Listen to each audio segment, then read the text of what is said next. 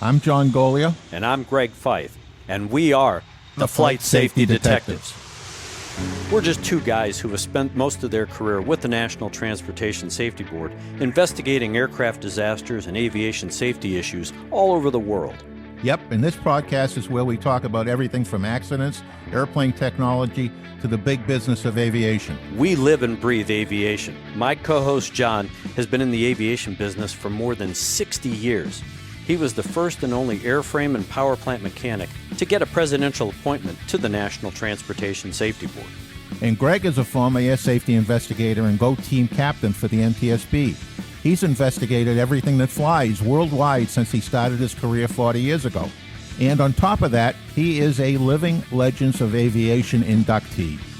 So between John and myself, we have over 100 years of aviation safety experience. It's time to buckle up because it's going to be wheels up. Let's get this show in the air. Well, John, we're back at it again for another podcast episode. One of the things that we're going to be talking about today is, of course, maintenance and maintenance technicians and some of the issues that come with turning a wrench and how some of these folks may get themselves in trouble. And I know that we've had previous discussions, and even on previous podcasts, we've touched on it a little bit. And before we get into to all of that with our special guest, we should talk about some of the feedback that we got from our previous podcast. And we got a question from a maintenance personnel in a major airline. So why don't you highlight with what the question was, and let's see if we can answer it for the folks. So the question came from a mechanic on a scheduled 121 carrier, and it pertains to a new hire mechanic, which, because of the personnel shortages we have today, there's a lot of mechanics getting hired on with low experience, but they have their certificate, the A&P certificate. That certificate comes with some burdens, but it also comes with some privileges. So the privilege is that you get to work on any airplane that's out there. But one of the restrictions is you have to either have previous experience or you have to be able to understand the published procedures. And as long as there's a published procedure that you have in the maintenance manual, that person can continue. And who's responsible? You were talking about experience with this relatively new mechanic. You know, they either have to have experience or be able to understand the procedure. Who's responsible to ensure that they either understood the procedure or because of their lack of experience, they've done the work correctly? All right, so it's twofold. It's a management responsibility, and the way they fulfill that responsibility is through their first-line supervision that's out on the floor, just a supervisor, as well as the quality assurance department, which we commonly call the inspectors. So on safety-critical jobs, there is an inspection requirement. Now, these are not IAs. They don't have inspection authorization from the FAA. These are people that have inspection authorization from their company. Okay. And they operate under their company's procedure. So they are responsible for ensuring at certain steps and certain jobs that they look and make sure that it's accomplished in accordance with the procedures up to that point. So how does that then differ from the general aviation community, where I take my airplane to the local mechanic and he does work on it or she does work on it? How is that different? I mean, do they have that inspection authority, or do they have to go find somebody that's got an IA? It gets a little bit more complicated on the GA side because you don't have that level of oversight. Flight 91, Chapter 91 of the FARs is the general aviation side. That's the basic regulation, and they don't have the luxury of having that kind of support around them. So it gets to be a little more complicated. That individual certificate holder, mechanic, that's got the low experience that just came in, he gets to have some additional burdens. Because if what he's trying to accomplish doesn't have published procedures, then he's got to be reaching out to somebody who's done the job before, has special expertise, and that can be there and guide him through the work the first time, and maybe more than the first time. And one of the things that I've seen, I know you've seen it as well, is that at least in the general aviation community, there's a shared responsibility. Unlike having an airline with its own maintenance department, As a pilot, as an owner of an aircraft, if I have a maintenance technician work on my airplane, and while they do record it in the engine or airframe logbook, they sign it off as a return to service, it's still my responsibility as the pilot owner of the aircraft to ensure that the mechanic has done things properly, not necessarily hands-on to make sure that the cylinder barrel is torqued, but that the entry into the logbook is as required and the airplane is signed off as airworthy. Well, that entry is the area that mechanics get in the most trouble with. And in fact, when I was employed with a 121 carrier over the years, part of my duties was to be, the FAA used to like to call me the interpreter, all right, between the language that we used in the hangar, which sometimes is very difficult to understand if you're not living in that environment, and what the regulations call for in the way other people would talk. So oftentimes, logbooks would not be signed off in a way that would be easily understandable by somebody who wasn't there. So in my role of like a liaison between the mechanic and either the company or the FAA, I would step in and try to interpret that. And sometimes the mechanic was wrong, and but most often it was right. It was just a question of lousy words or not enough words. And so for us to really understand this, of course, we brought in a special guest because Kathy's going to be able to, interpret some of the regulations for us and tell us, the legality side of it. But, when you look at the difference between a 121 air carrier such as a United or American or Spirit or Southwest, those are the major carriers, the 121 carriers. The general aviation community is at the other spectrum. Who's more susceptible to getting themselves into trouble? And that's probably a good segue into to Kathy and what she sees. Kathy brings to this table a lot of knowledge and a lot of experience. Kathy is part of Yodice Associates, has been PAMA's in-house attorney, if you will, with our legal services plan. She also has experience on the flight side with AOPA with their legal services plan. So the firm brings a wealth of knowledge and information. And in my past, I've been in contact with Kathy, and in our discussions, I've won a few and lost many when she was in charge of enforcement at the FAA. So we have a love-hate relationship. Well, that's why Kathy Yodice, whose name is in that law firm, she brings a wealth of experience, her past at the FAA. She now knows, at least from our perspective, she brings that perspective of she's been on both sides of the fence, if you will. And so that brings to us, and especially the listeners, the ability to really interpret what those regulations mean. We've all been around aviation for quite a long time with regard to, well, this is the way I've read a regulation, but that may not be the way I understand it versus the FAA. So we're glad that you're here.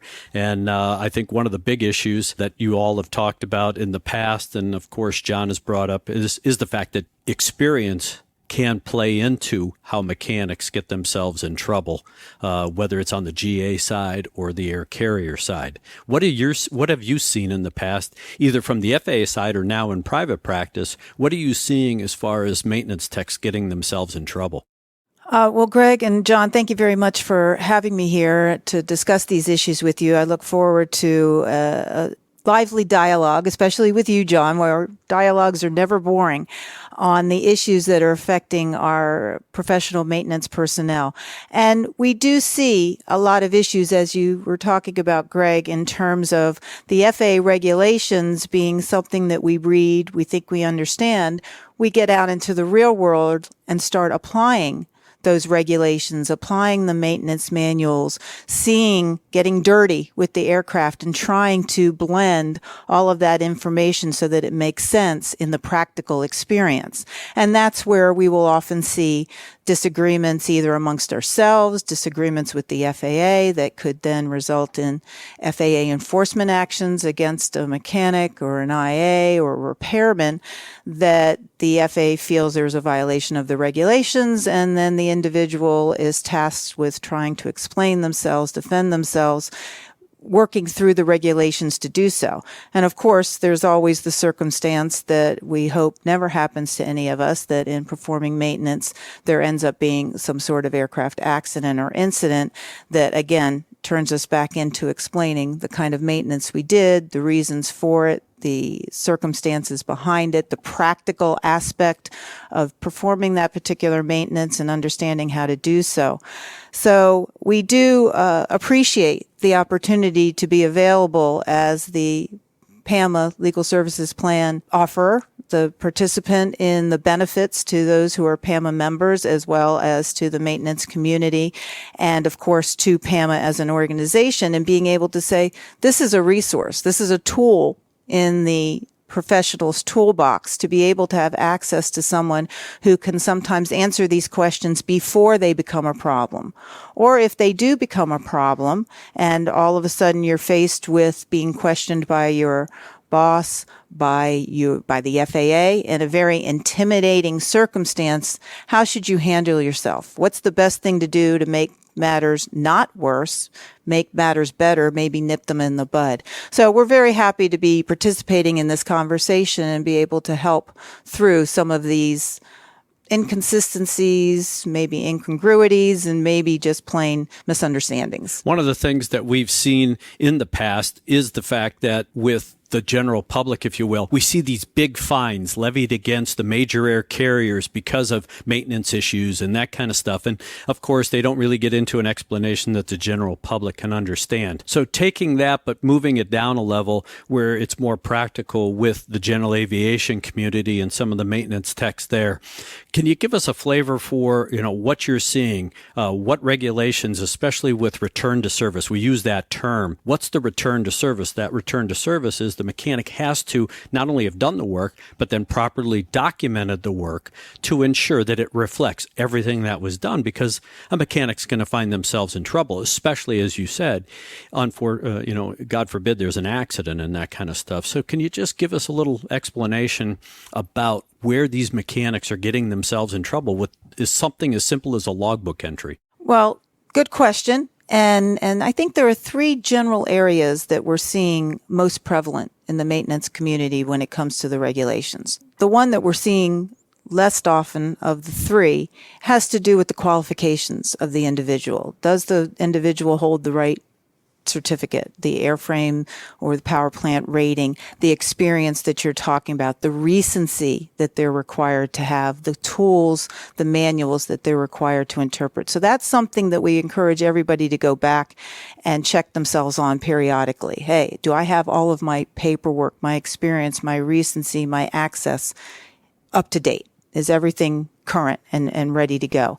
But the two kinds of conduct that we see a lot of FAA enforcement and a lot of investigations, whether it's on the FAA side or even on the possible accident investigation side, is the work itself. Was it done in accordance with the maintenance manual, the maintenance practices, or another method that would be acceptable to the administrator? And that often takes a maintenance professional that can do the research into the books, into the precedent, and maybe consult with the FAA, their maintenance inspectors, or other resources to be able to know that their work is being done in accordance with 4313, with your performance rules.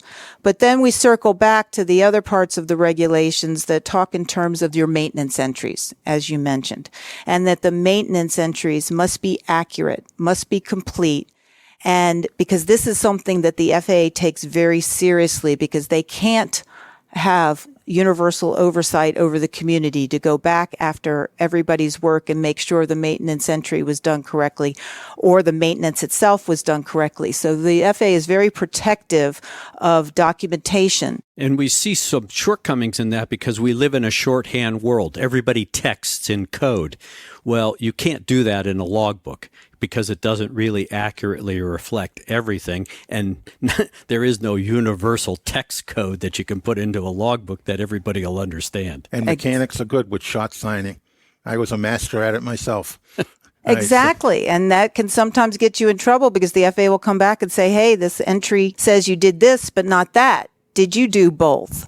Or worse, it says you did this, but we look at the aircraft and it doesn't look like you did that. And then that really gets the FAA's attention because they want to accuse you of intentional falsification. And the FAA then goes for the ultimate sanction of revocation of your mechanic's certificate. Yeah. So in my experience, what I've seen with that is the shot signing, not giving a complete explanation of what you did. And then when they're questioned about it, we get a number of mechanics that think that they can answer those questions and defend themselves in the environment of both their company and the FAA. And that's usually when I got to pick up the cases before I went to the NTSB. And that was a nightmare trying to undo the way they discuss things. You know, the hangar floor version of English makes people that are not familiar with it horrified, because they think that there's a bunch of ragtag people running around out there. That couldn't be further from the truth, but it's the way we speak on the hangar floor. Very short, choppy sentences. Sometimes the words we use, you won't find a definition for them in the dictionary. Especially for the general aviation community, you can put a logbook in the entry into an airframe or engine logbook that may be short and sweet, but it refers to a work order that's very complete as far as the actions that were taken or the parts and those kinds of things. So there are multiple ways, and that's why it's so important, I think, and I would presume that you would think that maintenance folks should understand that Part 43 and the other parts of the Federal Aviation Regulations, they're guidance. This is the way you need to be doing it.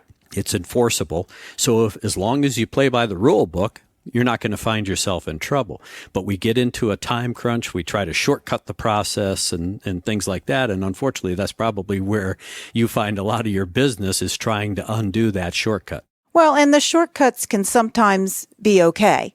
That special language that maintenance professionals use, it takes interpretation sometimes to get through an entry to understand what was done in real English versus maintenance English, but that can be done and that can be okay.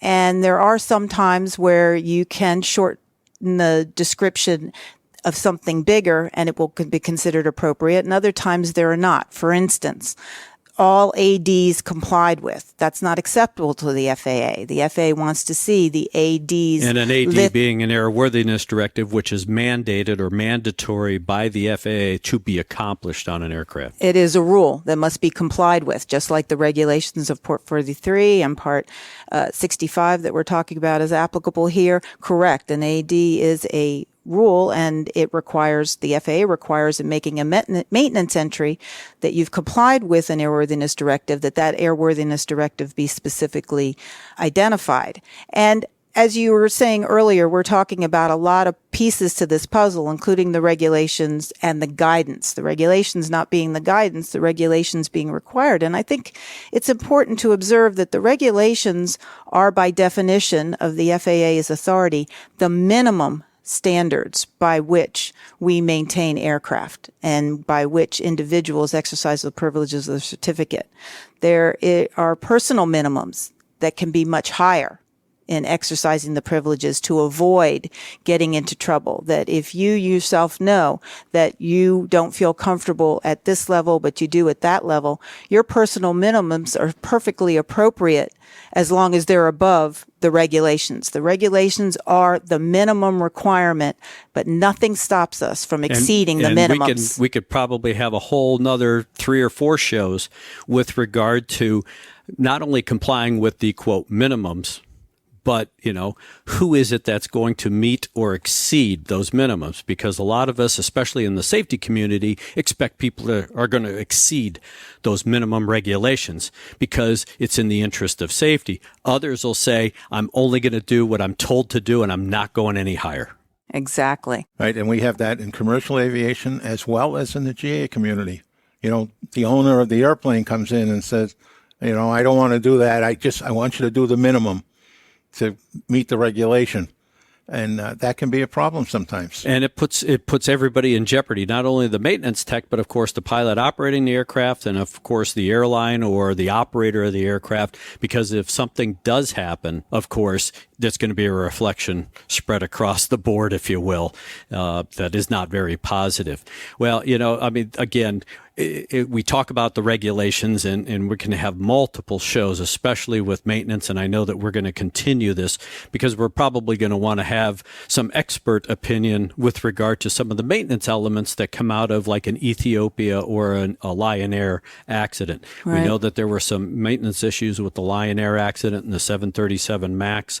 And of course, one of the things that people expect is that, well, if we do it here in the United States and we're at the highest standard, why doesn't the rest of the world do it, or something like that? And so I know that we're going to have you back to definitely talk about the differences once you leave the bounds of the FAA in the United States. So thank you very much for being here. Appreciate it. And I know that you have parting comments, of course.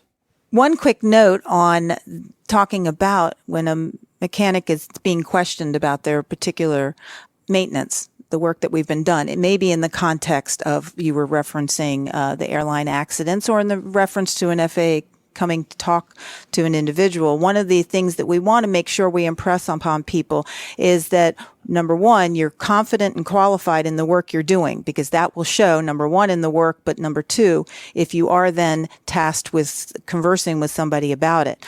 But if you are being approached and asked to answer questions, we want to make sure people understand to be cautious, to be clear in what they are saying, objective in what they are saying, because that is an area where we can often see problems grown out of something that might have been innocent in trying to over-explain something, maybe under-explain something, maybe explain something that's misunderstood in the context.